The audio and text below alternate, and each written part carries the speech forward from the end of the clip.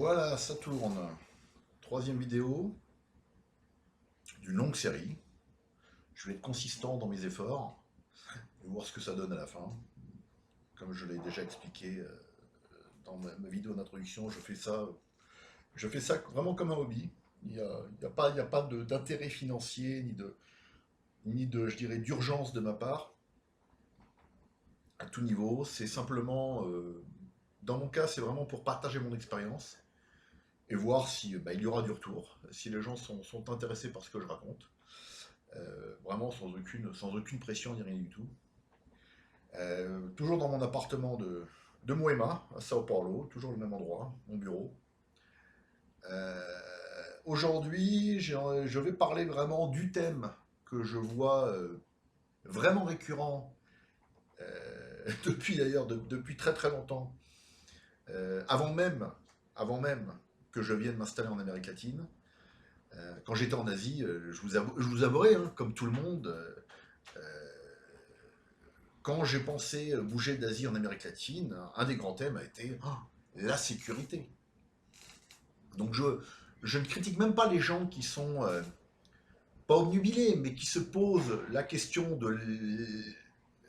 l'insécurité ou du manque potentiel de sécurité en Amérique latine, puisque moi-même, je le dis tout à fait honnêtement, euh, j'ai eu le même je me suis posé la même question avant de venir m'installer ici.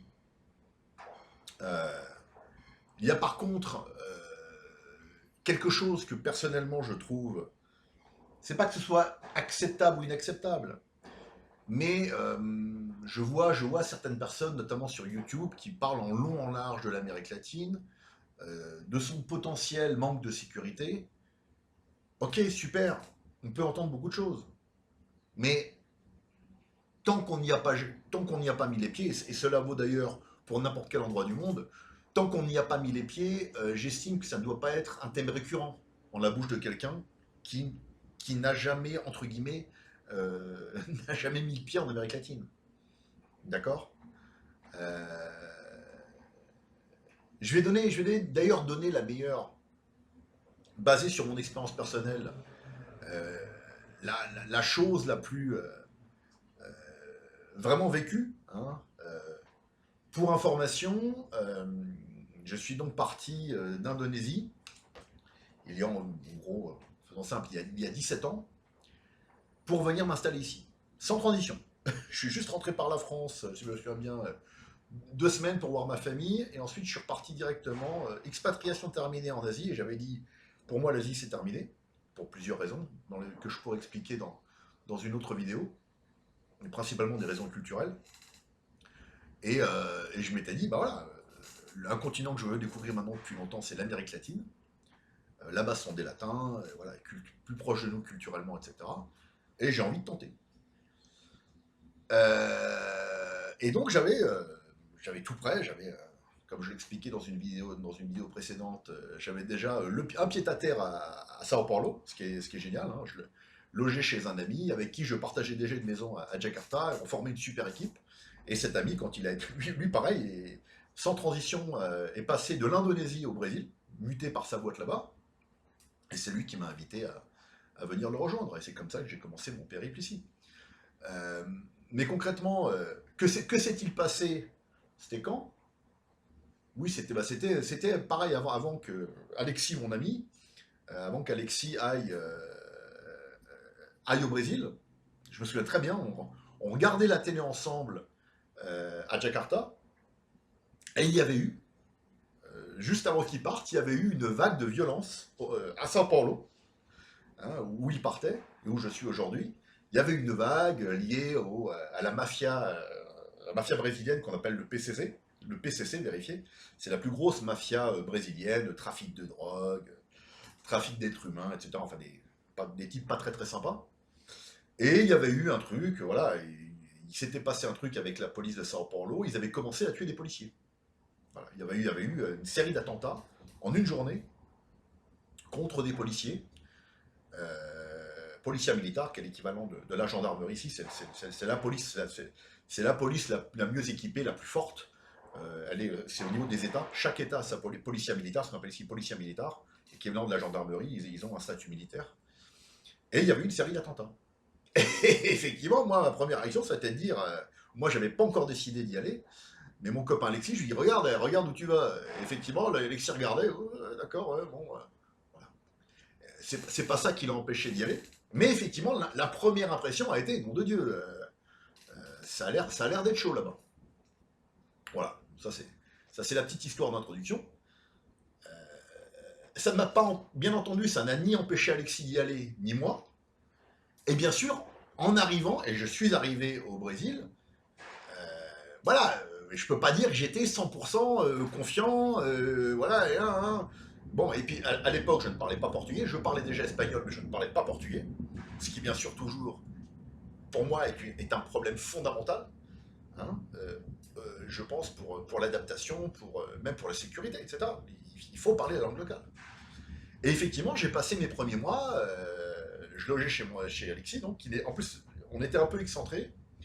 Pour ceux qui connaissent Sao Paulo, on était dans une rue qui s'appelle Morumbi. Et Morumbi, effectivement, le quartier de Morumbi, même s'il est chic, est entouré de pas mal de favelas.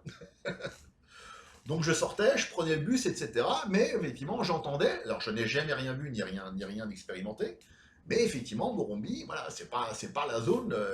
Allô, même étant dans un quartier chic, effectivement, il y a des problèmes ponctuels au niveau sécurité, étant entouré d'endroits assez craignos, il faut le dire. Voilà. Donc j'ai passé les premiers mois comme ça, je me suis mis au portugais. Voilà, et puis après avoir maîtrisé bien le portugais, j'ai commencé enfin à voyager. Voilà. Ensuite, j'ai pris mon appartement en indépendant, voilà, et puis j'ai commencé à voyager, parce que pour moi, pour vraiment savoir si on veut rester dans un endroit, faut pas rester effectivement dans son endroit, même s'il est un peu protégé, faut voyager, faut voir le monde, faut voir, voilà, il faut prendre le risque. Enfin, c'est des risques calculés, mais quelque part, il faut, voilà, il faut, il est impossible de juger un environnement tant on ne le côtoie pas, on ne l'appréhende pas et on ne le vit pas. Donc j'ai commencé à voyager au Brésil, à nouveau en maîtrisant le portugais. Et honnêtement, ça s'est très très bien passé. Je n'ai jamais eu de problème. Même en allant soi-disant dans des endroits un peu dangereux, etc. Alors peut-être que j'ai de la chance. Mon épouse me dit souvent, mais toi de toute façon, on n'a pas envie, quand on doit marcher dans la rue, on n'a pas envie de se frotter avec toi. J'ignore si c'est une question d'attitude, voilà, de la manière dont je marche, etc. Mais bon, ma femme, ma femme me dit ça, c'est vrai que toi, on n'a pas envie de te chercher des noises. C'est bien possible, c'est possible également que l'attitude personnelle. Moi, je pense personnellement que si on arrive apeuré où que ce soit, et qu'on est effectivement en train de regarder autour de soi, d'être inquiet, de montrer des signes d'inquiétude, c'est évident, mais je pense partout dans le monde, on est une proie. On est une proie, effectivement. Il faut montrer une certaine assurance de soi, il faut montrer qu'on voilà, qu'on ne craint pas son environnement. Effectivement, sinon, je pense que proportionnellement, on peut beaucoup plus attirer les problèmes. J'ignore à nouveau si c'est mon attitude, etc., ma manière d'être. À nouveau, je n'ai pas commencé à voyager au Brésil sans parler euh, très bien, correctement le portugais. Et je pense que ça joue énormément. Pourquoi? Parce que, comme partout dans le monde, on arrive dans une ville, on est capable de parler, immédiatement les gens vont dire ah ben, fais ci, fais ça, ne va pas là-bas, etc. Voilà. Ça règle pour moi 90% des problèmes. Voilà. Je me suis ensuite mis ensuite à voyager partout en Amérique latine. Euh, je connais aujourd'hui parfaitement l'Amérique latine, hors Venezuela, je l'ai déjà dit précédemment. Mais je suis allé en Guyane française, je suis allé au Suriname, je suis allé au Guyana, voilà, même les petits pays là, du nord du continent. Hors Venezuela, je suis allé à peu près partout. Il ne m'est jamais rien arrivé de sérieux. Comme je l'expliquais dans la vidéo avec Dan de Vagabond Owen, que je vais remettre encore une fois, j'ai eu quelques petits vols d'argent de temps en temps dans des hôtels, parce que bêtement j'ai laissé mon argent en évidence. Voilà, je sais pas, c'est moi qui n'ai pas fait, et j'ai fait la bêtise de ne pas prendre mon argent avec moi. Voilà, est-ce qu'on peut appeler ça de l'insécurité? Non, ça fait partie, je dirais. Je suis à peu près sûr que tout le monde s'est fait voler de l'argent en oubliant, en étant un peu distrait, que ce soit en Asie ou ailleurs, voilà, en tombant dans des scams, des trucs, des machins. c'est de la, je dirais que c'est de la, voilà, c'est plus de la négligence. Mais je n'ai jamais été attaqué physiquement, je n'ai jamais été menacé physiquement. Alors d'ailleurs, tiens, très bonne comparaison. Les deux seules fois où j'ai été menacé avec des flingues dans ma vie, ça a été en Asie du Sud-Est, aux Philippines, à Manille. J'ai été menacé, 2 ou 3 fois, je me souviens plus. Il y a quand même deux ou trois fois des types qui m'ont mis des flingues, purement pour m'impressionner, qui m'ont mis des flingues, voilà, qui m'ont pointé avec des flingues à Manille. Bon, alors, oui, les Philippines, c'est sans doute le pays le moins safe d'Asie du Sud-Est, mais ça m'est quand même arrivé là-bas. Ici, jamais. J'ai une histoire, pour aller au bout de tout, le bout, hein, et voyager dans les endroits hein, vraiment, entre guillemets, craignos, ou voilà, le Far West d'Amérique latine. Le seul endroit où j'ai été menacé, ça n'a pas été par des bandits, ça a été par des policiers brésiliens. Et j'ai expliqué comment. J'ai pris le bus, un très long bus, qui va directement de la capitale du Roraima, vérifiez, l'état du Roraima, Boa Vista, à Manaus, la capitale de l'Amazonie, la mythique capitale d'Amazonie. C'était, ouais, ça devait être une dizaine, ou pas loin d'une dizaine d'heures en bus. Et à un moment, on était arrêté à un point de contrôle. Et les flics, visiblement, il y avait eu un problème, ils n'avaient pas reçu leur salaire, etc. Ils faisaient une grève du zèle. C'est la seule fois d'ailleurs où j'ai été contrôlé au Brésil par les autorités.